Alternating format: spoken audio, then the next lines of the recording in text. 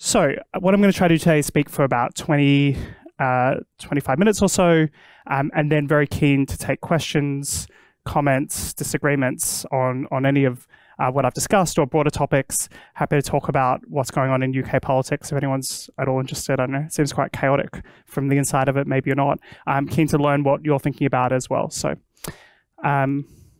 what I'm going to try to do three things today. First, I'm going to try to argue that young people don't hate freedom, or at least don't necessarily hate freedom as much as is sometimes put out there. That there is not particularly strong evidence that the young people of today are more left-wing than in the past.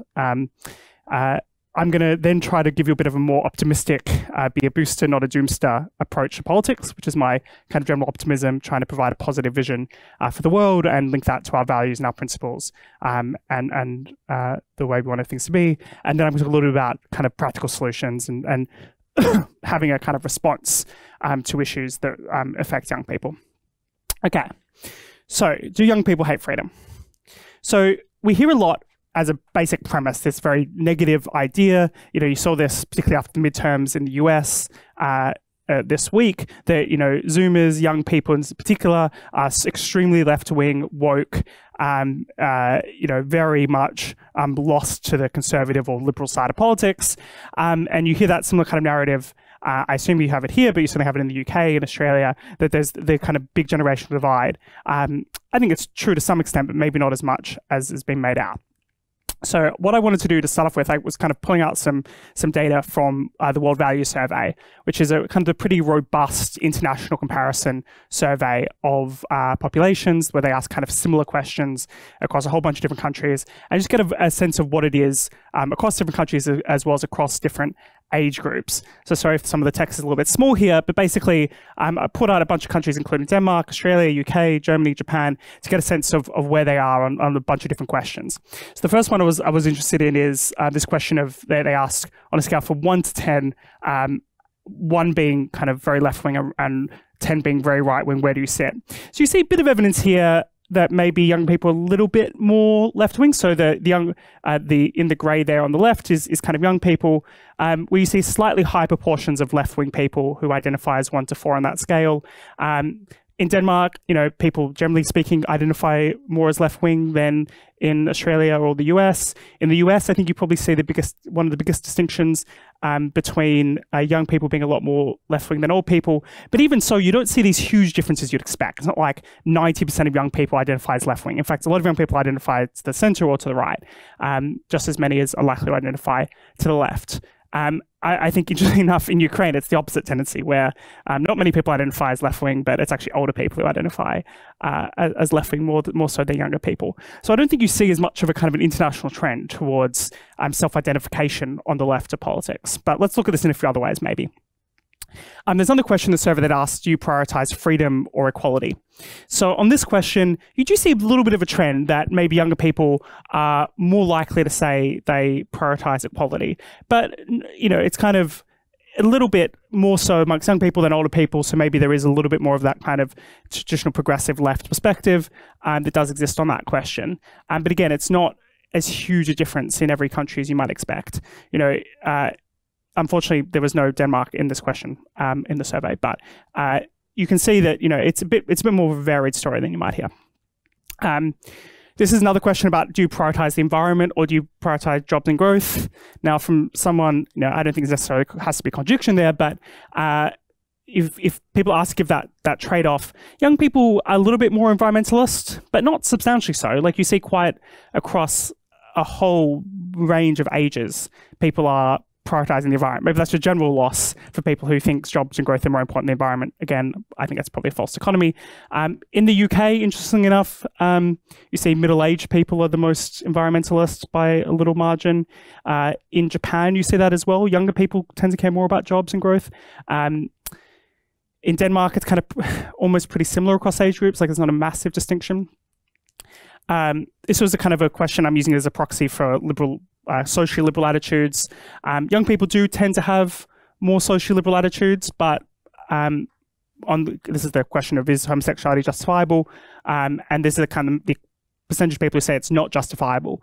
You see, again, you're seeing kind of bigger distinctions here between different countries. So Ukraine is a very conservative country on the question of homosexuality, while, you know, Denmark, Germany, Australia, UK, a lot less conservative. So you can kind of see that where you don't see as huge differences between age groups as you might think. Interesting enough, in the UK example here, you have younger people are about as conservative as older people, and middle-aged people are more liberal. If you can kind of see that one there to the left. So some interesting distinctions there. Okay, private enterprise versus state control. So this is the question of, do you think, on a scale from 1 to 10, would you like to see more private enterprise or more government control? What I put out there is the people who lean towards more government ownership of business. And it's not massively distinctive between different age groups. There's little variations here, but the proportion of people who think that there should be more control, you know, younger people in the US particularly are a bit more left-wing on that question, but not substantially so. It's kind of the same across different countries. Income inequality. So how much are you concerned about income inequality? Do you think there should be more quality incomes? There's the people who think there should be more equal incomes across these different countries as well. Again, there's varied results across different countries at an underlying level, but also not necessarily as big distinctions between age groups as you might expect. This is a question about government responsibility versus individual responsibility. These are the people who think the government should take more responsibility to ensure that everyone is provided for. You know, should we have a kind of a bigger, more interventionist government? You can see some trends where, you know, in some countries, you know, in the US, particularly younger people are probably a bit more left-wing than their older relatives. In the UK, it's not too massive distinctions. You see younger people probably more left-wing, and then middle-aged people more right-wing, and then older people more left-wing again, maybe because they get social welfare benefits. And you see that kind of trend in other places as well. Denmark, similar kind of thing. Young people, I mean, in some respects, you might be almost be able to explain the fact that older people are more likely to receive benefits from the government. Young people also more likely to receive benefits from the government. Middle-aged people working less likely. So in summary, I don't think young people are basically, you know, as has been generally made out, to be a bunch of communists.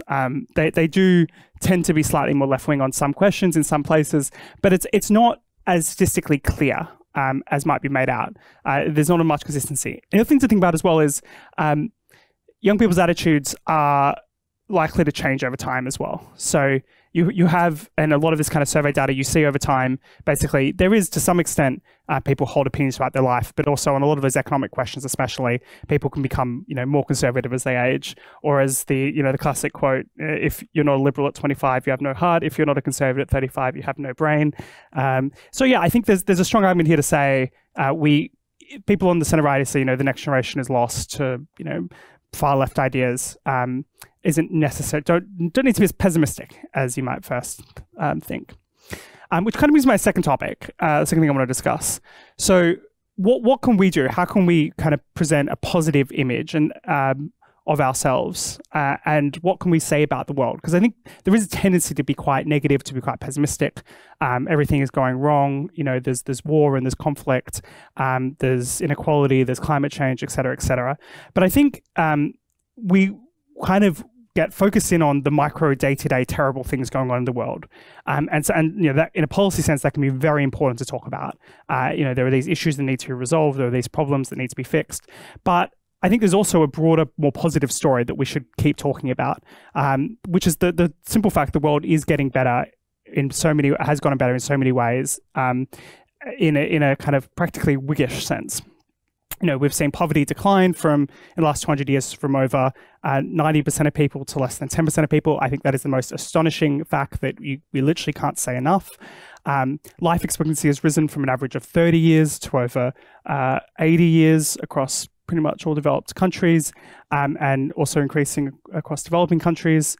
We're less violent than we used to be historically. This is the homicide rate across Europe. You know, although, you know, there's a temptation, I think, to say, oh, there's more crime on the streets today than there was 12 months ago, and that's always a nice kind of political tactic. In the longer scheme of things, we're a lot less violent, a lot less conflict than there was in the past. This is the question of infectious diseases. Obviously, COVID was a bit of an exception to all this, but you've seen a general decline in so many infectious diseases over the last 200 years. The invention of vaccines, modern hygiene, better housing, et cetera, et cetera. The education being almost universal, another very good news story. This was one of those kind of key Millennium Development Goals, or Sustainable Development Goals as they're now called, is to ensure global primary education. We're getting that as well. And that's not to mention just all these extraordinary things we have today that we didn't have historically.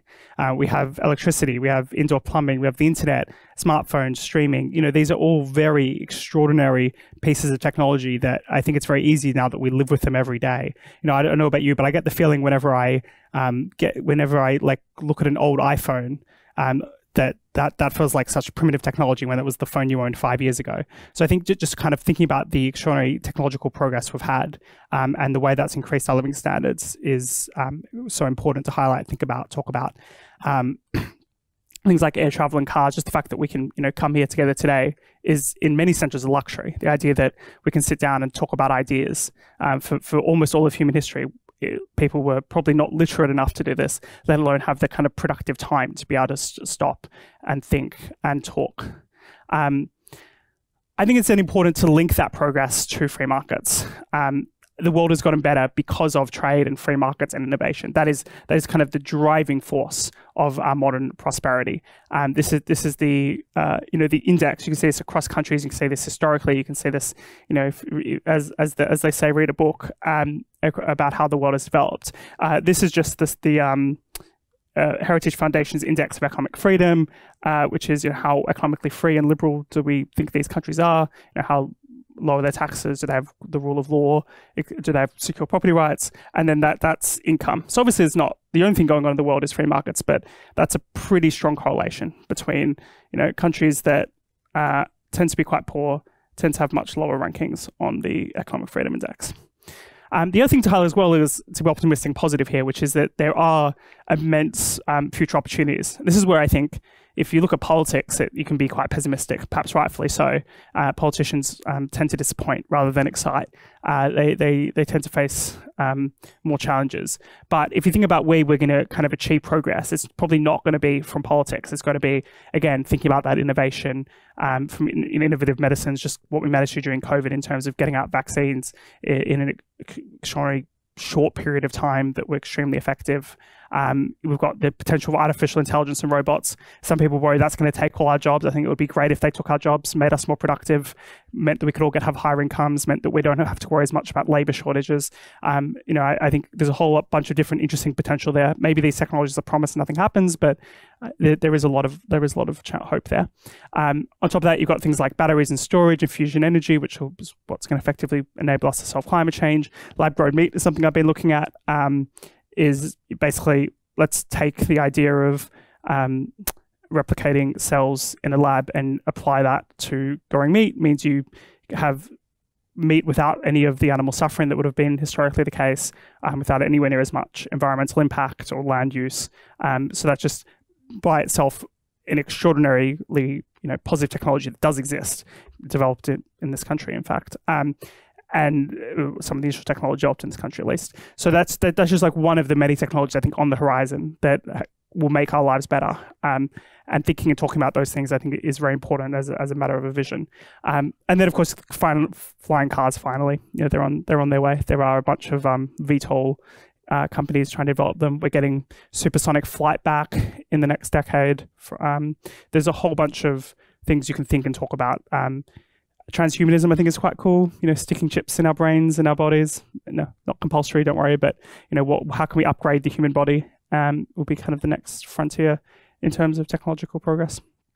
Some cool stuff going on about individualized diets. Why do we have these constant diet fads and they never really seem to work, and then we change advice? There might be something more individualized we can do, where you can do a gene DNA test, and then it'll tell you more or less what kind of foods you should and shouldn't eat. They're going to help you with whatever your dieting goals are. So it's all those kind of things that I think provide us kind of immense hope and progress. And that story from the progress we've had, the link to kind of innovation, entrepreneurship, markets, free societies, as well as the things to come.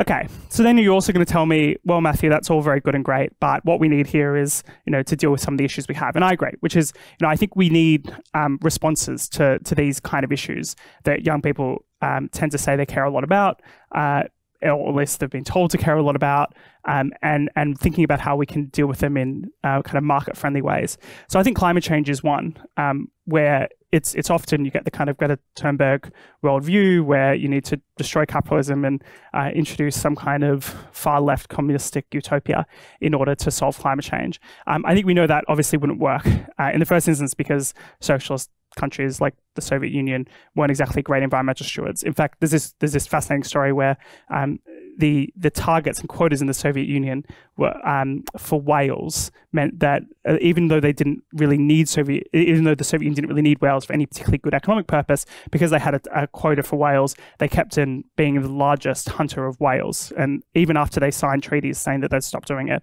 for decades and decades. On top of that, we saw after the fall of the Soviet Union in Eastern Europe, after the huge impact of polluting, unproductive, inefficient factories.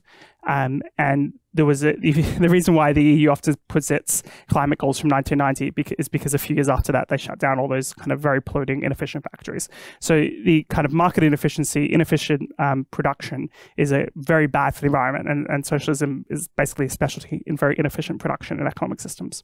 But I think that's a negative approach about, the impact of left-wing policies on the environment. But I think we can also make a positive market-based approach.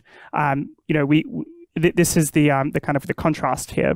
It's by getting richer, smarter, more knowledgeable that humankind can create scientific advances to resolve environmental dilemmas. And that's kind of paraphrasing Norman Borlaug. Norman Borlaug was the great humanitarian creator of the agricultural revolution. He's the one who basically saved probably millions, if not billions, of lives by bringing modern agricultural techniques to the developing world. He's the one who meant that when you saw these predictions in the second half of the 20th century that we were about to run out of food, you got the population bomb, to kind of take this idea that we can have starvation on a massive scale. That didn't eventuate more or less because of the technological innovations that came from modern innovation. And that's, I think, the way to kind of rhetorically, but also practically deal with environmental issues, and to take a kind of market-based approach here to environmentalism, which very much means harnessing technology, using markets and prices, allocating property rights. We know the tragedy of the commons is the classic economic story where if you leave something in common ownership, it gets overused, it gets depleted. Whilst if it's owned by one individual, there's an incentive if you own a land to ensure that it's upkeep. You can use kind of quasi property rights in the case of fishing. So the use of fishing quotas that are tradable as a market mechanism to encourage more efficient fishing, as well as not ensure we don't deplete fishing stocks, has been extremely effective since the 80s when New Zealand did it and then came across the rest of the world.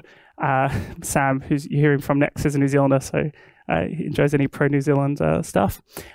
Thinking about initial climate change, what is the most effective solution to it? The answer is we don't really know in terms of which technology should succeed. And if you don't really know which technology to succeed, you want to harness the power of markets and innovation, encourage entrepreneurs to figure out and improve technologies. You do that by pricing things and putting carbon tax would be the kind of ideal market-based solution, in my mind at least, to something like climate change. But I think the overall messaging here then is to say, rather than the world being over, is kind of these are solvable problems that we can use markets and innovation. And we can be really excited about the potentials of technologies to kind of help address these kind of environmental challenges. And I think we can apply these same principles to a whole lot of other issues.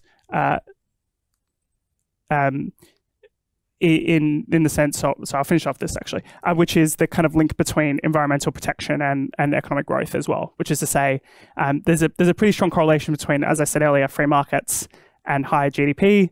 And there's also a pretty strong correlation between richer countries and environmental protection. The richer you are, the more capacity you have to protect the environment, as well as the more demand, as well as the kind of technologies and innovation and entrepreneurship to do so. So I think we can apply the same principle to other issues. In the UK in particular, but I know in a whole range of different countries across the world, there's huge issues with housing, cost of living. what is our solution to that? Well, you can look on the kind of socialistic solutions, things like rent control or social housing, which don't tend to be particularly effective. On the other hand, though, we've seen places where you liberalize planning laws, let people build more, has a really substantial impact on the price of housing. And if we can make an argument around liberalizing approach to housing, kind of fixing what is a really key issue for young people and for humanity at large, I think even with housing, there's a further argument you can make, which is it's not just about lowering the cost of housing, but it's letting people, giving people access to better jobs near highly productive cities. We think about this a lot in the UK, which is the sense in which if you can be so much more productive if you live in London as opposed to somewhere else in the country, but a lot of people can't afford to live in London. That reduces the productivity and income potential of people all across the UK. I think there's also a kind of interesting good argument to make about when talking to young people, thinking about what is the nature of the welfare state. To what extent is it a Ponzi scheme that we're selling people? You know, we keep promising more and more to elder generations. We keep in beyond what they have contributed in many ways. The expectation is that young people keep on funding that. But of course, right across developed economies, we're seeing fewer young people, more demands on us. Now, we're going to need economic growth. If we're going to solve that issue, we're going to need to be more productive, just as a matter of logic. If older people want access to pensions, to good healthcare, to social care, and they live much longer, you're going to have to think about that as a major issue. But I think you've also then got to make an argument to say, well, one of the best way to fix the public finances is to reduce the generosity or emphasize personal responsibility for people's retirements and people's healthcare. Particularly in the case of, again, I'm thinking from the UK's case where we promise pensioners an increase in their pensions no matter what every year, and we promise them healthcare, we promise them all these things, and then we tax young people to get that. Now, that doesn't seem like a particularly fair or equitable model for society.